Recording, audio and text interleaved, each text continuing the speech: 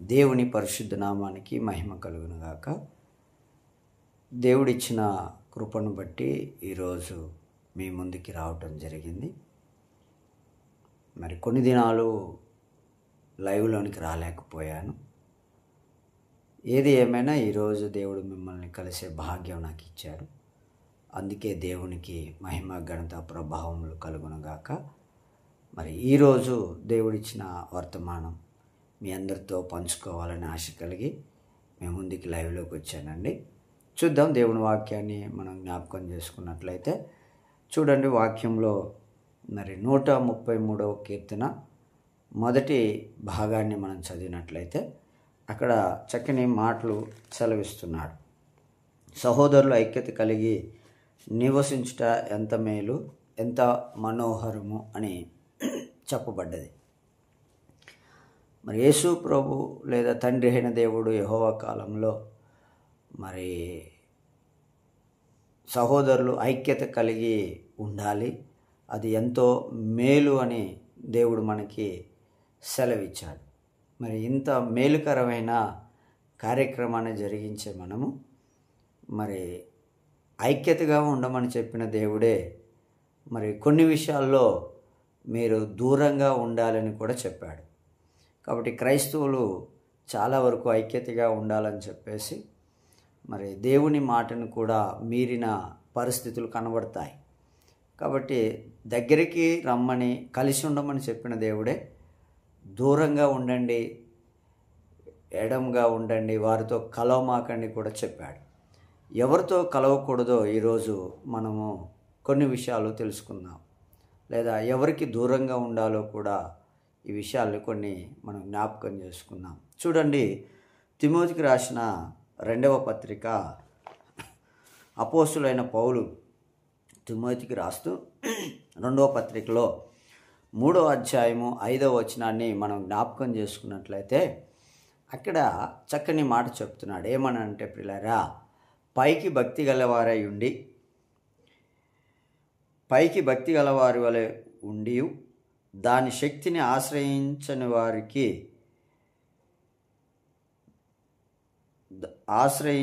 వారినై ఉన్నారు. అట్టి వారికి విముఖుడివై ఉండుము. పైకి భక్తి కలిగిన వారై ఉండి దాని శక్తిని ఆశ్రయించిన వారై ఉన్నారు. అట్టి వారికి విముఖుడివై ఉండుమని దేవుని వాక్యం చెప్పింది. విముఖుడు అనగా దూరముగా ఉండుము, ఎడముగా ఉండుము, వారితో కలవమాకు అని అర్థం. ఐక్యత కలిగి ఉండమని చెప్పిన దేవుడే మరి ఈ మాటలు కూడా మనకు సెలవిస్తున్నాడు. పైకి భక్తి వేషం వేసుకొని భక్తిపరులాగా కనబడుతూ ఉంటారు. అటు వారికి మనము దూరంగా ఉండాలి అని దేవుని వాక్యం చెప్పింది. ఈరోజు ప్రియులారా, మనం నేర్చుకుంటున్న పాఠం ఏమిటంటే, ఐక్యతగా ఉండమని చెప్పిన దేవుడే కొంతమందికి దూరముగా లేదా ఎడముగా ఉండమని చెప్పాడు. వాళ్ళెవరో మనం తెలుసుకుంటున్నాం, ఎవరికి దూరంగా ఉండాలో మనం తెలుసుకుంటున్నాం. మొదటిదిగా మనం చూసినట్లయితే పైకి భక్తి గల వారిగా ఉండి దాని శక్తిని ఆశ్రయించని వారికి మనము విముఖుడమై ఉండాలి అని అపోస్తులైన పౌలు భక్తుని ద్వారా తిమోతికి రాసిన పత్రికలో మనం నేర్చుకున్నాం. ఒకటి, పైకి భక్తి కలిగిన వారికి మనము దాని శక్తిని ఆశ్రయించిన వారికి మనము దూరముగా ఉండాలి. రెండవదిగా మనం గమనించినట్లయితే ప్రియులారా, యోహాను రాసిన పత్రిక 2వ పత్రిక మరి మొదటి అధ్యాయము 9వ వచనంలో మనం చూసినట్లయితే 2వ పత్రిక మొదటి అధ్యాయము 9వ వచనంలో మనం గమనించినట్లయితే, క్రీస్తు యందు నిలిచి ఉండక దానిని విడిచి ముందునకు సాగు ప్రతి వాడును దేవుని అంగీకరింపనివాడు. ఆ బోధ యందు నిలిచి ఉండని వాడు తండ్రిని కుమారుని అంగీకరించినవాడు. ఎవడైనను ఈ బోధను తేక మీ యొద్దకు వచ్చిన యెడల వానిని మీ ఇంట చేర్చుకొనవద్దు, శుభమని వానితో చెప్పనవద్దు. చూడండి పిల్లారా, ఇంటను చేర్చుకొనవద్దు, శుభమని చెప్పనవద్దు అంటే వారికి దూరంగా ఉండండి అని చెప్తున్నాడు. అంటే క్రీస్తు బోధ ఎవరైతే తేరో వారిని ఇంట చేర్చుకోవద్దు, వారికి శుభమని చెప్పవద్దు. ఎందుకు చేర్చుకోవద్దు, ఎందుకు శుభం అని చెప్పవద్దు అని అంటే 11వ వచనంలో అంటారు, వారు చేసిన పాపంలో సగభాగం మీకు వస్తుంది. ఆ పాపము మీకు అంటకుండా ఉండటానికి దేవుడు క్రీస్తు బోధ తేని వారికి దూరంగా ఉండండి అని దేవుడు వాక్యం చెప్తున్నాడు. ఒకటి మనం గమనించాలి. ఒకటి, దేవుని వాక్యం మనకు చెప్పిన మాట ఏంటంటే, పైకి భక్తి కలిగిన వారిగా ఉండు వారికి దూరంగా ఉండండి. దాని శక్తిని వాళ్ళు ఆశ్రయించరు కాబట్టి వారికి విముఖమై ఉండండి. 2, మనం గమనించినట్లయితే క్రీస్తు బోధ తేని వారికి దూరంగా ఉండండి. ఎందుకు వారికి దూరంగా ఉండాలి అని అంటే, ప్రియులారా, దేవుని వాక్యం చెప్పింది, వారు చేసిన పాపాలలో మీకు సగం వస్తుంది. వారికి శుభమని కూడా మీరు చెప్పకూడదు. క్రీస్తు బోధ తేకుండా వచ్చి వారికి మీరు శుభం కూడా చెప్పకూడదు. అట్టి వారికి దూరంగా ఉండండి. ఒకవేళ మీరు అలా ఉండకుండా వినకుండా ఒకవేళ వారికి సమీపంగా ఉండి వారికి శుభవచనాలు మీరు చెప్పారనుకోండి, వారు చేసిన పాపాల్లో సగము మీకు వర్తిస్తుందని దేవుని యొక్క వాక్యం సెలవిచ్చింది. 3వదిగా మనం గమనించినట్లయితే ప్రియులారా, అపోస్తులైన పౌలు భక్తుడు తీతుకు రాసిన పత్రికలో మీరు గమనించినట్లయితే 3వ అధ్యాయము 9వ వచనాన్ని మనం చూసినట్లయితే ప్రియులారా, అక్కడ ఒక మాట మనకు సెలవిస్తుంది. అవివేక తర్కములందును వంశావళులను కలహములను ధర్మశాస్త్రమును గూర్చిన వివాదములను నిష్ప్రయోజనమును వ్యర్థమునై ఉన్నవి గనుక వాటికి దూరముగా ఉండుము. మీరు గమనించాలి, వంశావళులు కానీ ప్రియులారా, మీరు వంశావళుల విషయంలో కానీ అవివేక తర్కముల విషయంలో కానీ ధర్మశాస్త్రమును గూర్చిన వివాదము విషయంలో కానీ వీటన్నిటికీ మీరు ఏమవ్వాలి? దూరంగా ఉండాలి. వాటిని కలిగించు వారికి మీరు దూరంగా ఉండాలి. 3వది, వివేక తర్కములకు వంశావళులకి మీరు దూరంగా ఉండాలి అని దేవుని యొక్క వాక్యం చెప్తుంది. అవైతే ఎవరైతే తెస్తారో వారికి మీరు దూరంగా ఉండండి. మతభేదమును కలిగించు మనుషునికి 1-2 మార్లు బుద్ధి చెప్పిన తర్వాత వానిని విసర్జించుము. 10వ వచనంలో మతభేదాలు తెస్తూ ఉంటారు. మతభేదాలు తెచ్చేవారికి 1-2 సార్లు నువ్వు మాట్లాడే తీరు పద్ధతి కాదు బ్రదరు, మీరు మతాన్ని విద్వేషాలను పెంచుతున్నారు, ఇది సరైనది కాదు, మత విద్వేషాలను పెంచకూడదు, అది మన పద్ధతి కాదు, దేవుడు ఒప్పుకోడు దాన్ని. మత విద్వేషాలను పెంచే వారితో స్నేహం చేయొద్దు, వారికి 1-2 సార్లు చెప్పండి అలా మాట్లాడకూడదు అని చెప్పండి. చెప్పినాక కూడా వినకుండా అదే పదే అలాగనే మాట్లాడుతున్నాడని మీకు అర్థమైనప్పుడు అట్టి వారిని విసర్జించండి. విసర్జించటం అని అంటే దూరంగా ఉండండి, వారికి దూరంగా ఉండండి అని దేవుని యొక్క వాక్యం చెప్పింది. 3వ భాగం మనం గమనించినట్లయితే మత విద్వేషములను పెంచు వారికి మనం దూరంగా ఉండాలని మన ప్రభువైన యేసుక్రీస్తు చెప్పాడు. ఈ విషయాన్ని మనం క్రైస్తవులు మర్చిపోకూడదు. సహోదరుల ఐక్యతగా ఉండాలి కదండి, ఒకరినొకరు ప్రేమించుకోవాలి కదండి, క్షమించుకోవాలి కదండి అని చెప్పేసి అందరిలో కలిసిపోతూ ఉంటారు. మంచిదే, దేవుడు కోరుకున్నాడు. కానీ అలా చెప్పిన దేవుడే ఏం చెప్తున్నాడంటే, పలానా వ్యక్తులకు మీరు దూరంగా ఉండాలి అని చెప్తున్నాడు అన్న విషయాన్ని క్రైస్తవులకు మనం గమనించాలి కదా. ఇలాంటి వారికి మనం దూరంగా ఉండాలి. మత విద్వేషాలను పెంచు వారికి, అది క్రైస్తవుడే కానీ అన్యుడే కానీ మరి ఎవరైనా కానివ్వండి, అలాంటి భేదాలను కలిగించే వ్యక్తికి 1-2 సార్లు మనం అది మాట్లాడే తీరు పద్ధతికి కరెక్ట్ కాదు, అది సరైన పద్ధతి కాదు అని చెప్పాలి. వినకపోతే అతడికి దూరంగా మనము ఉండాలి అని దేవుని యొక్క వాక్యం చెప్పింది. 4వదిగా మనం గమనించినట్లయితే పిల్లరా, రోమీలకు రాసిన పత్రిక 16వ అధ్యాయం, రోమీలకు రాసిన పత్రిక 16వ అధ్యాయము 17వ వచనంలో మనం చూసినట్లయితే పిల్లరా, సహోదరులారా, మీరు నేర్చుకొనిన బోధకు వ్యతిరేకముగా భేదములను ఆటంకములను కలుగజేయు వారిని కనిపెట్టి ఉండుడని మిమ్మును బతిమాలు కొనుచున్నాను, వారిలో నుండి తొలగిపోవుడి. చూడండి పిల్లరా, మనం నేర్చుకున్న బోధని తప్పు పట్టేవారిని, యేసుక్రీస్తు బోధని తప్పు పట్టేవారిని దానిలో నుంచి వైదొలిగించటానికి, చూడండి మీరు ఒకసారి, మీరు నేర్చుకున్న బోధకు వ్యతిరేకముగా భేదములను ఆటంకములను కలుగజేయు వారిని కనిపెట్టి ఉండుడని మిమ్మును బతిమాలు కొనుచున్నాను, వారిలో నుండి తొలగిపోవుడి. దేవుని బోధ నేర్చుకుని ఆ బోధలో కట్టుబడి జీవిస్తున్నప్పుడు దానిలో తప్పులు ఎతికి వంకర బుద్ధితో ప్రజల్లో భిన్నాభిప్రాయాలను కలిగించడానికి ప్రయత్నం చేస్తున్న వారిని మీరు కనిపెట్టాలి. అట్టి వారి నుంచి వేరైపోయి దూరం అవ్వాలి. బోధలు తప్పు పట్టే వారిని, క్రీస్తు బోధను తప్పు పట్టే వారికి మనము దూరం అయిపోవాలని దేవుని యొక్క వాక్యం చెప్పింది. ఐక్యతగా ఉండమన్న దేవుడే కొంతమందికి దూరంగా ఉండండి అని చెప్తున్నాడు. అంత స్పష్టంగా చెప్తున్నప్పుడు మనం గ్రహించుకోవాలి కదండి క్రైస్తవులు. మరి చక్కగా మనం ప్రవర్తించాలి కదా, మన ఆత్మీయ జీవితంలో మనం వెలుగును కలిగి జీవించాలి కదా, మరి వివేకం మనకు అవసరం కదా, బుద్ధి అవసరం కదా. ప్రభువు చెప్పాడు ఐక్యత కలిగి ఉండండి, కానీ ఎవరితో ఐక్యత కలిగి ఉండకూడదు అనే విషయాన్ని కూడా చెప్పాడు. ఎవరితో ఐక్యత కలిగి ఉండాలో చెప్పాడు.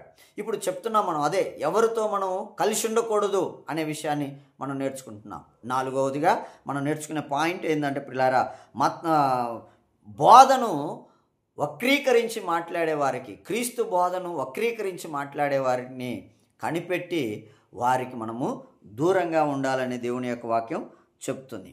మరి ఈ వక్రీకరించి మాట్లాడేవారిని మనం ఎలా గుర్తించాలి? చూడండి, ఇంకొక మాట, యూదా గ్రంథం, యూదా పత్రిక మీరు గమనించినట్లయితే, యూదా పత్రిక చూడండి 17వ వచనం నుంచి 19వ వచనం వరకు కూడా మనం చదువుకున్నట్లయితే మీరు గమనించాలి. అయితే ప్రియులారా, అంత్యకాలమందు తమ భక్తిహీనమైన దురాశల చొప్పున నడుచు పరిహాసకులందరూ మన ప్రభువైన యేసుక్రీస్తు అపోస్తులు పూర్వమందు మీతో చెప్పిన మాటలను జ్ఞాపకం చేసుకొనుడి. అట్టివారు ప్రకృతి సంబంధులను ఆత్మలేని వారై ఉండి భేదములు కలుగజేయుచున్నారు. కాబట్టి చూడండి, వారు ఏం చేస్తున్నారు? భేదాలు, అంటే బోధలో భేదాలు కలిగజేసే వారికి ఆత్మ లేని వారని దేవుని వాక్యం చెప్పింది. దేవుని ఆత్మ లేని వారని చెప్పింది. అంటే దేవుని ఆత్మ లేని వారిలో ఏ ఆత్మ పనిచేస్తుంది? ఒక దుష్టాత్మ పనిచేస్తుందని మనం గమనించాలి కదా. మరి అట్లా దుష్టాత్మ కలుగజేసే పనిచేసే వ్యక్తికి మనం దేవుడు ఏం చెప్పాడంటే దూరంగా ఉండండి, అట్టివారికి దూరంగా ఉండండి అని చెప్పేసింది. 5వదిగా మనం గమనించినట్లయితే ప్రియులారా, మరి అపోస్తుల కార్యం 2వ అధ్యాయము, మరి అపోస్తుల కార్యం 2వ అధ్యాయం 40వ వచనంలో మనం చూసినట్లయితే ఆయన అంటాడు, 40వ వచనం, అపోస్తుల కార్యం 2వ అధ్యాయం 40వ వచనంలో ఆయన అంటున్నాడు, మూర్ఖులకు ఈ తరం వారికి వేరే రక్షణ పొందండి.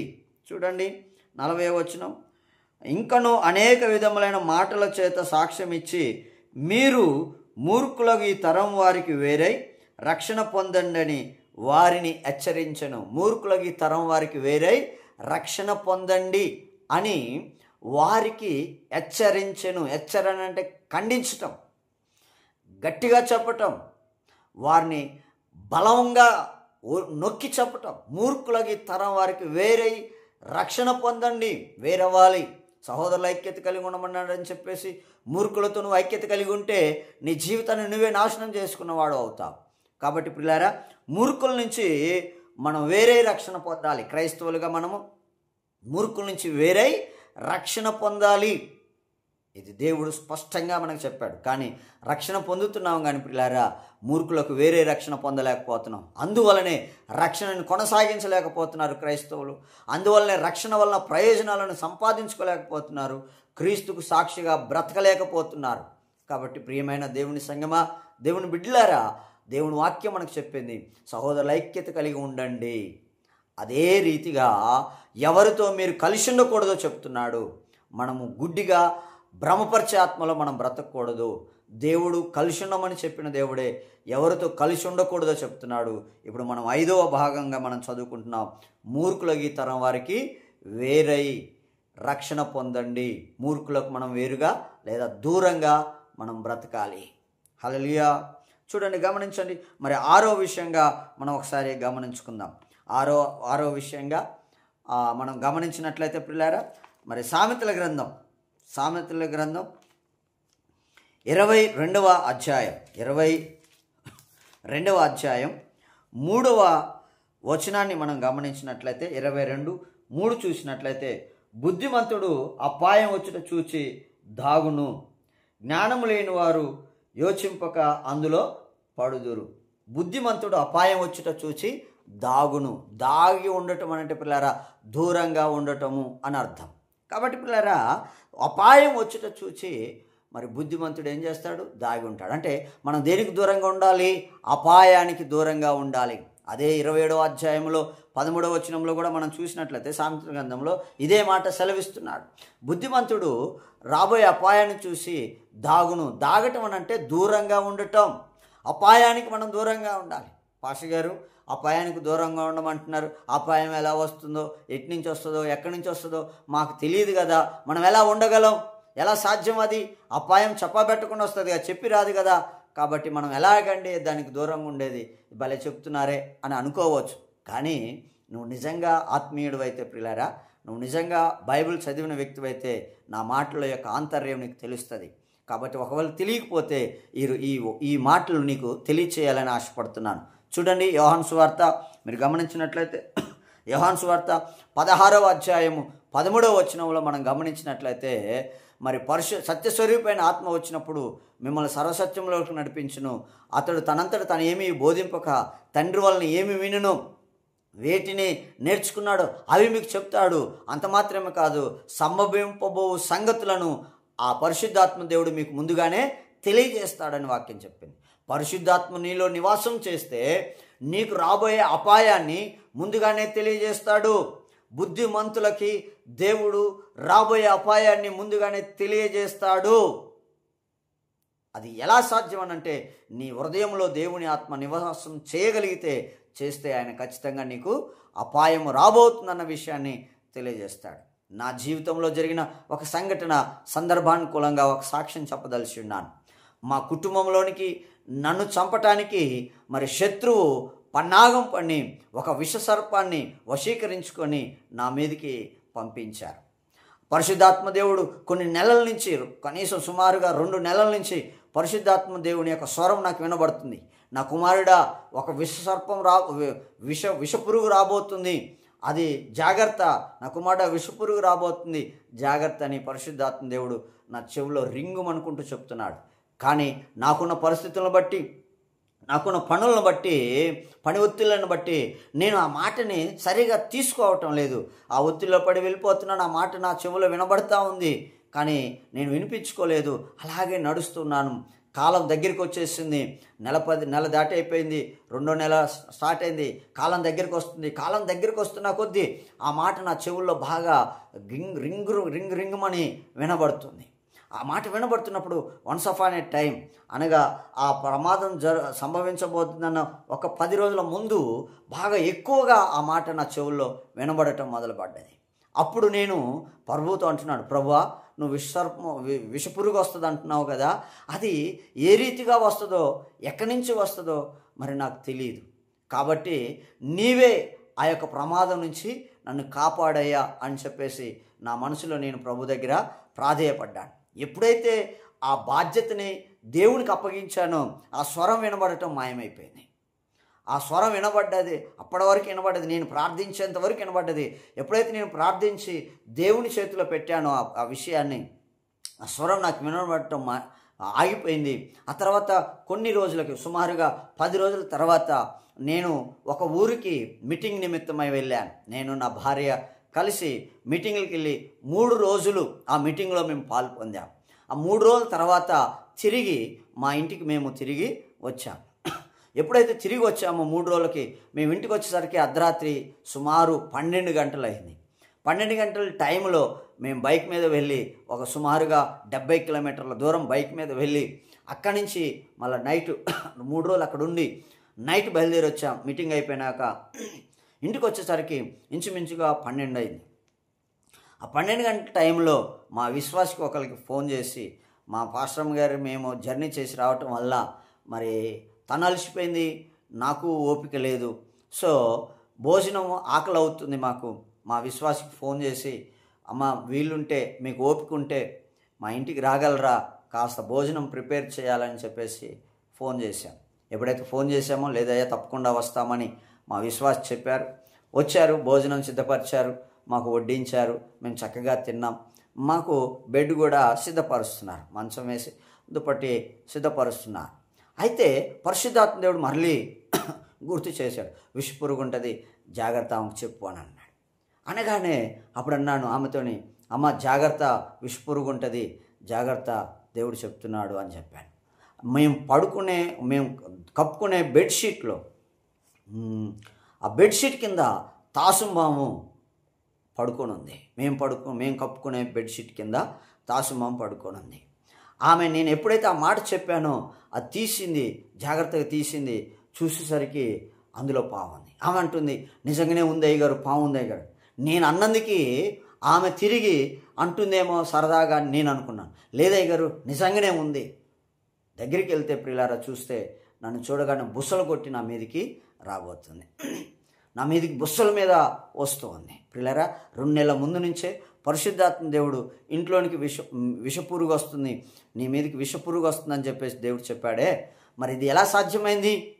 రాబో సంగతులను పరిశుద్ధాత్మ దేవుడు జరగబో సంగతులను ముందుగానే మీకు చెప్తాను అన్నాడు కదా. నా విషయంలో చెప్పిన దేవుడు ఆ విషసర్పము, ఆ యొక్క తాసుపాము మరి నన్ను కరిచి చంపవలసి ఉంది. ఆ బాధ్యతలు దేవునికి నేను అప్పగించకపోయినట్లయితే, పరిశుద్ధాత్మ దేవుడు నాకు చెప్పకపోయినట్లయితే, నేను తిరిగి ప్రభువుకు అప్పగించకపోయినట్లయితే నా పనిని, ఆయన నన్ను ఎలా కాపాడగలడు?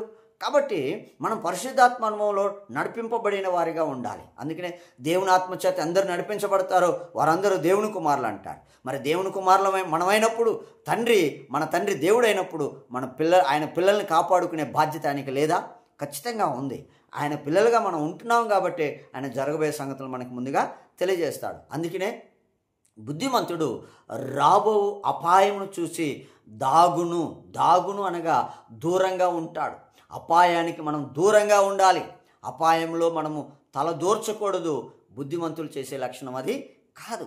బుద్ధిమంతులముగా మనము ఆ రోజుగా మనం చూసినట్లయితే పిల్లరా, అపాయానికి మనం దూరంగా ఉండాలి. ఇక 4వది మనం ఏడవది మనం చూసినట్లయితే పిల్లరా, యోహాను పత్రిక 5వ అధ్యాయం, మొదటి పత్రిక 5వ అధ్యాయం 21వ వచనంలో చివరి భాగంలో అంటది ఏమంటే, విగ్రహములకు దూరముగా ఉండండి.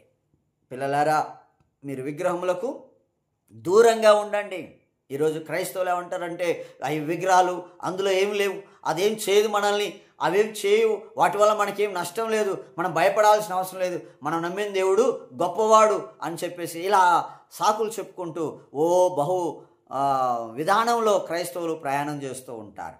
కానీ వాక్యం ఏం చెప్తుంది? విగ్రహాలకి దూరంగా ఉండండి. పిల్లలారా, చిన్నపిల్లలారా, మీరు విగ్రహములకు దూరంగా ఉండండి అని వాక్యం చెప్పింది. వాక్యం విగ్రహములకు దూరంగా ఉండమని చెప్పిందంటే మరి వాక్యం దేవుడై ఉన్నాడని మనకు తెలియదా? మరి దేవుడే మనతో చెప్పట్లేదా విగ్రహాలకు దూరంగా ఉండమని? మరి దేవుడు విగ్రహాలకు దూరంగా ఉండమంటే మరి భక్తులు కానీ, క్రైస్తవులు కానీ, సేవకులు కానీ ఏమంటున్నారు? అది విగ్రహం, అది మనలేం చేయలేదు, దానివల్ల ఏం కాదు అని ఎలా నువ్వు చెప్తున్నావు? నీ సొంత మాటలు ఎలా చెప్తున్నావు? నువ్వు ఎందుకు చెప్తున్నావు? ఎంతమంది క్రైస్తవుల్ని అబద్ధంలో పెంచుతావు? ఎంతమంది క్రైస్తవుల్ని భ్రమలో పెంచుతావు? ఎంతమంది క్రైస్తవుల్ని బలి చేస్తావు? అందుకని క్రైస్తవులారా, మీరు మేలుకోవాలి. మనం బైబిల్ గ్రంథాన్ని చదవాలి. అందుకనే యెహోషువ గ్రంథం 1వ అధ్యాయంలో అంటాడు, మీరు చక్కగా ప్రవర్తించినట్లు మీ మార్గంలో చక్కగా వర్ధిల్లాలని అంటే దివారాత్రులు వాక్యాన్ని మీరు ధ్యానించండి, చదవండి అని దేవుడు మనకు స్పష్టంగా చెప్తుంటే మనకి అన్ని పనులు చేయడానికి వీలుంటుంది. కానీ క్రైస్తవులకు కానీ సేవకులకు కానీ మరి అన్ని పనులు చేయడానికి వీలుంటుంది, కానీ బైబిల్ చదవటానికి వీలుండదు, ప్రార్థన చేయడానికి వీలుండదు. కొంతమంది ప్రార్థన చేస్తే బైబిల్ చదవరు, బైబిల్ చదివితే ప్రార్థన చేయరు. కొంతమంది ఈ రెండూ చేయరు. మరి నువ్వు ఎలా క్రైస్తవుడు అయ్యావు? మళ్ళీ పైగా ఏదైనా ప్రమాదంలో పడిపోతే దేవుడు నాకు అన్యాయం చేశాడండి, దేవుడు నన్ను కాపాడలేకపోయాడండి, దేవుడు నాకు అది చేయలేదండి, ఇది చేయలేదండి, నేను అది అడిగి తీయలేదండి, ఇది అడిగి తీయలేదండి, ఏది అడిగి తీయలే, ఎందుకు ఇవ్వలా? మనం ఒక్కసారి ప్రశ్నించుకోవాలి. మనము కొన్నిటికి దూరంగా ఉండమని దేవుడు చెప్పాడు. కానీ దేవుని మాట కాదని వెళ్తున్నప్పుడు ఆయన మాట వినని నీ మాట ఆయన ఎందుకు వింటాడు? నువ్వు ఆయన మాట విను. అందుకని ఆయన అంటాడు, 7వదిగా మనం గమనించినట్లయితే పిల్లలారా, మీరు విగ్రహములకు దూరంగా ఉండండి. అపోస్తులైన యోహాను ద్వారా తెలియజేస్తున్నాడు. మొదటి పత్రికలో 5వ అధ్యాయంలో మనం గమనించినప్పుడు 21వ వచనంలో అంటాడు, విగ్రహములకు మీరు దూరముగా ఉండండి. ఈరోజు పిల్లలారా, మనం 7 విషయాలు మనం నేర్చుకున్నాం. చూడండి, 1 మనం ఎవరికి దూరంగా ఉండాలి క్రైస్తవులం అంటే, 1 పిల్లలారా, పైకి భక్తి వేషం వేసుకొని ఆ భక్తి శక్తి తెలియని వారికి మనం దూరంగా ఉండాలి. రెండవది, క్రీస్తు బోధ తేని వారికి దూరంగా ఉండాలి. మూడవది, మతభేదములు కలిగించు వారికి, కలహములు కలిగించు వారికి మనం దూరంగా ఉండాలి. నాలుగవది, భేదములను ఆటంకములను కలిగించు వారికి మనం దూరంగా ఉండాలి. ఐదవది, మూర్ఖులకు ఈ తరం వారికి మనం దూరంగా ఉండాలి. ఆరవది పిల్లరా, అపాయమునకు దూరంగా ఉండాలి. ఏడవది పిల్లరా, విగ్రహాలకు మనం దూరంగా ఉండాలి. దేవుడి మాటలు మనకు స్పష్టంగా చెప్తున్నాడు. వేటికి మనం దూరంగా ఉండాలో దేవుడు ఇంత తేటగా తెలియజేస్తున్నా కూడా మళ్ళీ సహోదరుల ఐక్యతగా ఉండమన్నాడు కదా అని చెప్పేసి ఈ 7 లక్షణాలు కలిగిన వాళ్ళతో కూడా నువ్వు ఐక్యతగా నడిచినట్లయితే దేవుని మాట వినని వాడు అవుతావు, దేవుని మాట లక్ష్య పెట్టిన వాడు అవుతావు, దేవుడు అంటే భయం లేని వ్యక్తిగా కనబడతావు. మరి దేవుని మాట ధిక్కరించి తిరిగినప్పుడు దేవుడు నీ కార్యాలు ఎలా సఫలం చేస్తాడు, నిన్ను ఎలా ఆశీర్వదిస్తాడు, దేవుడు నిన్ను ఎలా మెచ్చుకుంటాడు. కాబట్టి దేవుడు సహవాసం చేయమన్న వాళ్ళు ఉన్నారు, దేవుడు సహవాసం చేయొద్దని చెప్పిన వాళ్ళు ఉన్నారు. ఈరోజు మనము ఎవరితో సహవాసం చేయకూడదో, ఎవరితో మనము స్నేహం కొనసాగించకూడదో, ఎవరి నుంచి మనం దూరంగా ఉండాలో 7 విషయాలు మనము తెలుసుకున్నాం. ఈ 7 విషయాలు విన్న మీరందరూ ఆశీర్వదించబడాలి. తెలియని వారికి ఈ విషయాలను తెలియచేయండి. దేవుని ఆత్మీయతలో పెంచండి, మీరు పెరగండి, అభివృద్ధి చెందండి. దేవుని రాకడ కొరకు సిద్ధపడదాం. దేవుడు నిన్ను, నన్ను, మనలను, ఈ వాక్యం వింటున్న ప్రతి ఒక్కరిని దీవించాలని ప్రార్థిస్తూ ఈ విషయాలు అనేకులకి అందేలా మీ యొక్క సహాయం, ప్రజలకి వర్తమానాన్ని అందించవలసిన బాధ్యత మీ మీద ఉంది కనుక అది మీ బాధ్యత అనుకుంటే అనేకులకి ఈ వర్తమానాన్ని పంపించండి.